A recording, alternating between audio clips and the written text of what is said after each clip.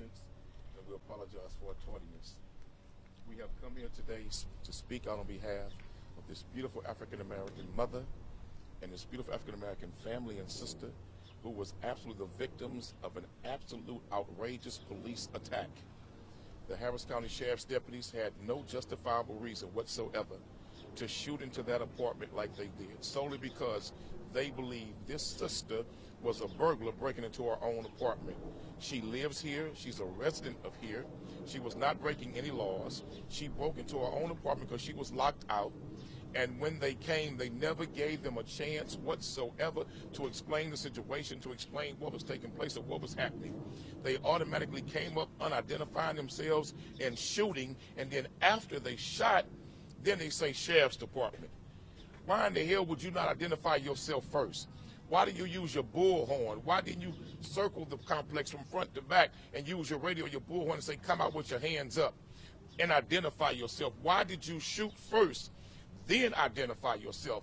You shot so many shots inside of that apartment. It's amazing, and only by God's grace that this mother survived. You shot up this baby's room.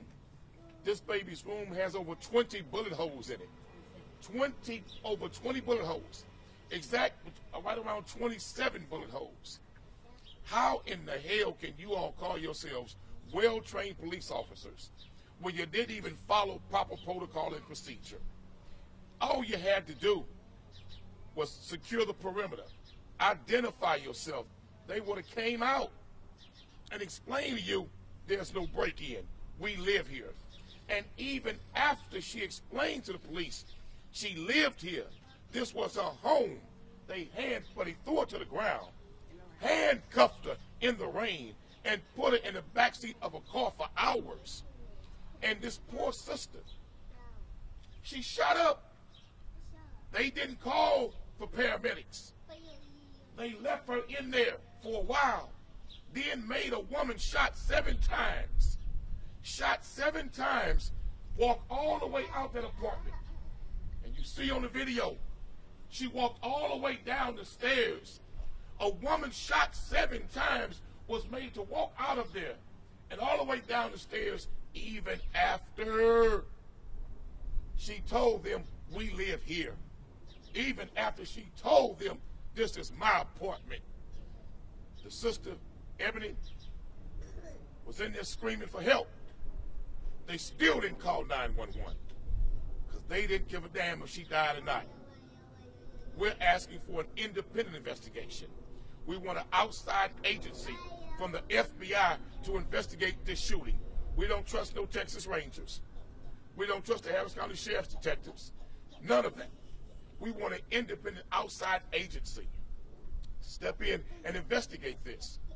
Even after they told you, we live here. This is my place. You still threw her on the ground and handcuffed her. And didn't go in and call 911 to get assistance. Medical assistance for the woman who was shot. You made her walk down the stairs, shot 7 times because you didn't give a damn if she died or not. Come on up here, sister. Tell what happened when you all got here then. Take your time. So when we got to the house, we realized we didn't have the key. I told Ebony to break the window. That would have been the 3rd time the window would have been broken since I stayed here in the duration of 2 years. So the window being broken wasn't a big deal. The maintenance team is really good. They fixed it the next morning, and they charged $60. So that's what we did. I didn't have a phone. My phone was lost that same day. So we didn't have a phone to call anybody. So I told her to break the window. I go inside. Once I went inside, we were there for about 20 minutes. The next thing I know, I hear loud banging on the door. And when they started banging on the door, I was like, what's that? What's that noise? Ebony grabbed her gun and ran to the door. I didn't hear anything after that. The next thing I know, Ebony came back and she said she was shot. So I ran to my son's room and I looked out the window. After she told me she was shot, I told her to call 911. So when I ran to my son's room, I ran back to her and I told her, it's the police. So imagine calling the police just to realize it's the police who's hurting you. The only crime that was committed that day was done by the police. So when Ebony was shot, I was not going to come outside. It took a while to come out because, of course, I was scared. I was thinking I was going to die. I was going to be next. I was going to get shot up next. That's all I could think. I was thinking I wasn't going to see my son again. I didn't know what to think. So after she said, if you don't go out there, they're going to come in here and kill us and not ask any questions.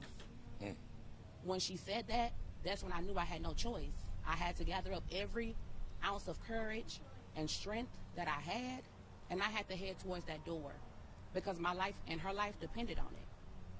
So I go out the door, which is from what y'all can see. Everything else from that point on is y'all see it. Everything else from that point on is recorded. So I go out the door. I'm telling them I live here. I'm screaming. I see nothing but red and blue lights all through here, and nothing but faces, angry faces, face looks that can kill. So I'm walking down the stairs, trembling, telling them I live here as loud as I can, trying to enunciate myself and project my voice as loud as I can, letting them know that I stay here. Even after I explained that I stayed here and that I live here and that I've been paying my rent here for over 2 years, and let me go grab my lease agreement, let me show y'all my identification, let me show y'all, let me prove it to y'all, let me prove it to y'all that I live here. Let me prove something to y'all that I shouldn't even have to prove. Once I said I lived here, I understand it's their job and it's protocol, but that should have been that. Guns should not have still been pointed at me. So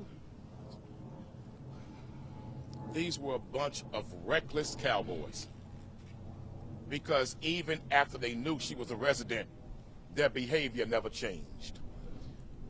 When you hear somebody bamming at your door in a high crime area, you have a right to go to that door with a gun in your hand to make sure you're safe. Ebony never shot at them. They saw through the window she had a gun, and as you see, look at the front door, they shot through the door. They shot through the door, not even announcing themselves. This is a disgrace. This is not what Harris County taxpayers are paying for.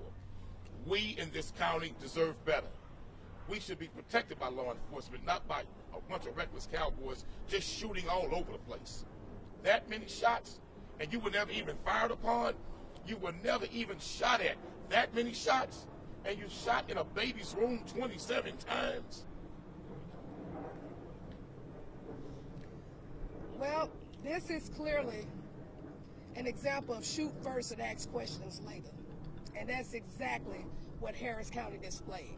We do not pay our tax dollars for you to shoot at constituents and then ask questions later. We pay for, as taxpayers, for you all to go through training, for you to use the proper training. We do not pay for you to come in and shoot up black women. We do not pay for you to come in and shoot up a child's bedroom. This is totally unacceptable. And as we do know that this is election season, and we're going to hold Sheriff Ed Gonzalez accountable for this, because this happened on your watch with your officers. So we want you to understand that us as taxpayers, we would not tolerate this. And Brother Cornell is absolutely right. We demand an independent investigation from the FBI on this. Now, just think, if this young lady did not follow and use her right mind to where she was not being confrontational, she would be the next one out of here in the body bag.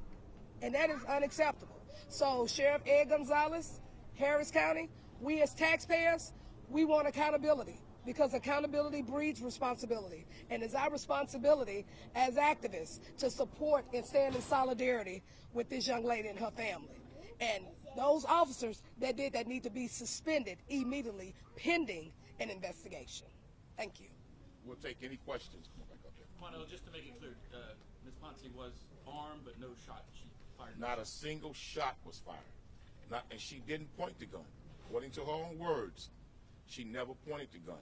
And if you look at the front door, she only heard the bamming. They don't know who's bamming. That time of morning, 3 a.m. in the morning, bamming at your door, you got a right to put a gun in your hand to make sure you're safe. They don't identify themselves. They're bamming on the door. The minute they see her with a gun in her hand, she's coming across the corner, they started shooting like reckless cowboys, not even knowing that children could be in the apartment.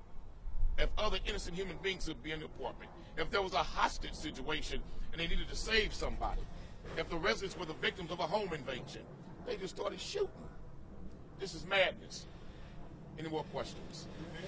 Did they give a warning to drop the No, no. Next question. Not at all. Ma'am, can I get your name? Didn't identify themselves and never gave a warning. Can I get your name? LaRonda Berry. And now that you've had a chance to digest what happened, what are your thoughts now that time has passed, that you know what you went through? Well, actually, I really haven't had time to digest it. Since the 3rd, my life has changed. Since the 3rd, I've been going through it. Since the 3rd, I've been getting harassed. Since the 3rd, I have not been able to be in my own home. So I really haven't had time to process it. But even in that moment, I knew what I was going through and what Ebony went through. It was unjust, it was inhumane, and it was not okay.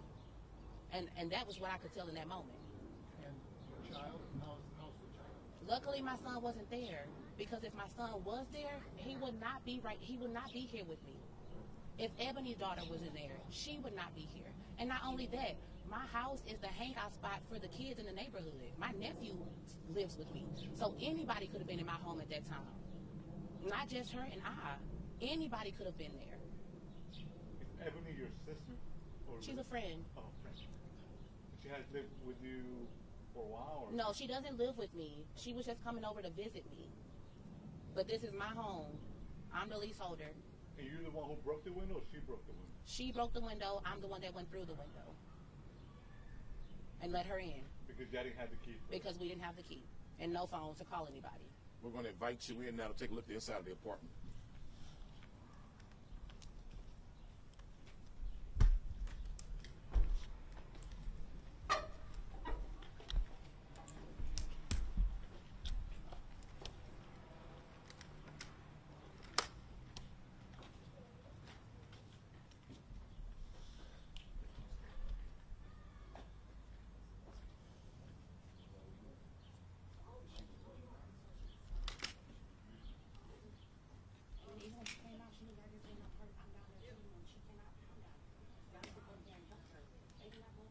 Y'all welcome to come up. Thank you, sir.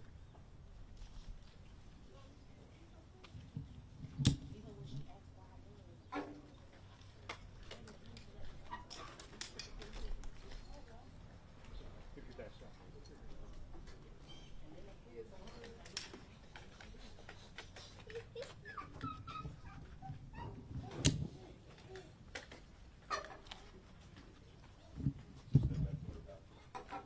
If you see the blood, look on the ground. Look at all of the blood. Look at all of the blood on the ground. She was laying here. She was laying here while they were down here. And as she's laying here, she's begging for help. She's pleading for help. She's explaining to them she can't come down. She's shot multiple times. She's shot, but they did nothing. And while she's explaining that she's shot, she's wounded, the young lady is laying here, you see the blood splatters, they still didn't come up to help her. They saw she was unarmed, laying here shot. They made her crawl and come down those damn stairs after they knew that they lived here. Come on in.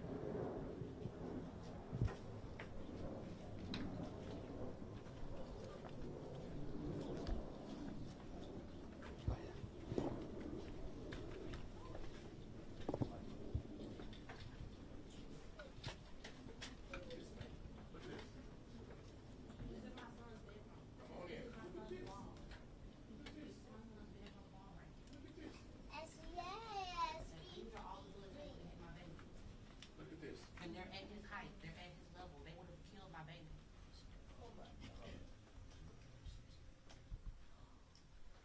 at this. Look right behind you. Look behind you too. Look right behind you. Look at that. Look at that.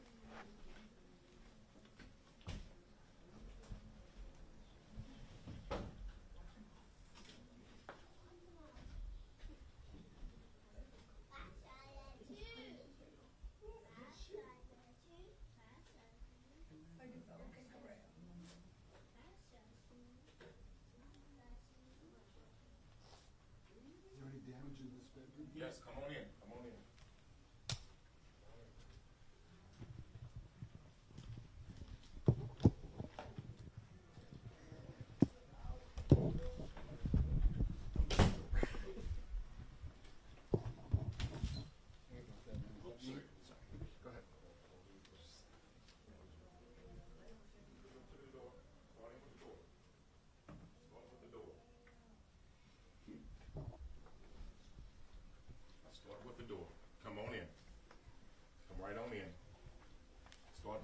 Come right on in. Look at the baby's door. Look at the child's door. Just the child's door. Look at the door. I will. I'm going to bring them in first, so they can see behind the door also. Y'all come on in. Come right on in. Keep coming. Yeah, keep coming on in. Keep coming on in. That's the child's bedroom door. Look at that bedroom door. Look at that bedroom doors. Is that the child there on the wall, sir? Yes. Okay, thank you. That's the baby's bedroom door. I'm going to close it here in a second, okay? Yes, sir. Look behind the door. Look at this. Look at this. These were nothing more than a bunch of reckless cowboys. A bunch of reckless cowboys for a woman that never fired one shot at them. Not one shot. All this was necessary. In her own apartment, not breaking any laws. All this was necessary. This is in a child's room. Well, no, was she charged with anything? Nothing. Nothing. Was she taken to jail? To the hospital. She's in the hospital recovering. Y'all can go and exit now.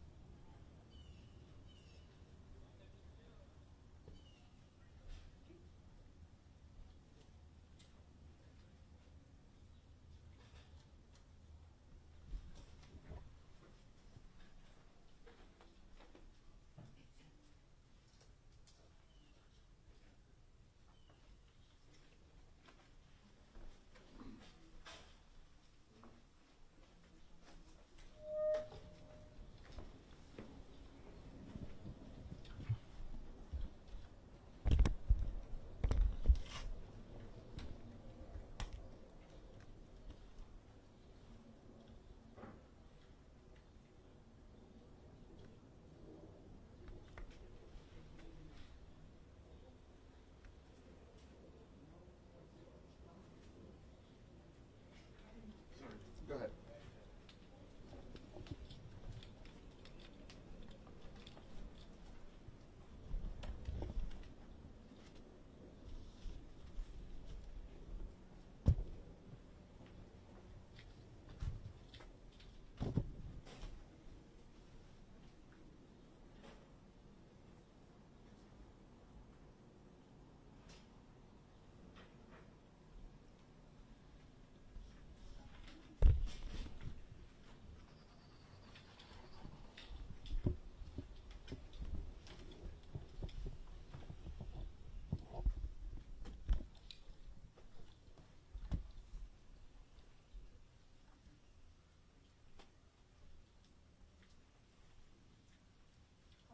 So I'm glad you all got a chance to see this. But for a woman that never shot at them, never fired a weapon, somebody's banging at your door, not identifying themselves at 3 a.m. in the morning. She comes to her door afraid that it may be a break-in. She never points a weapon. They don't identify themselves. And when they see her through the window with a weapon in her hand, they just start shooting. Watch the video. You can see they start shooting and running down the stairway. Look at all of these shots. They shot this entire place up. Shot this entire apartment up. You shoot into a baby's room this many times? You shoot into a baby's room this many times?